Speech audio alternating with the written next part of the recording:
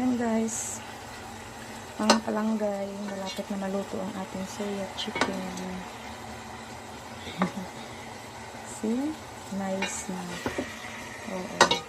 Yung sauce niya kanina na ginawa natin, kailangan siyang maging kunti na lang matira yung malapot na. Tama-tama lang yan guys sa 45 minutes. Lutong-luto na yung soya chicken sa 45 minutes. Una-una big fire muna.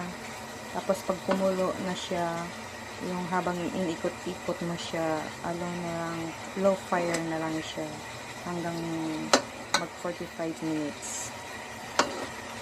Ayan, ang ganda ng ating soya chicken.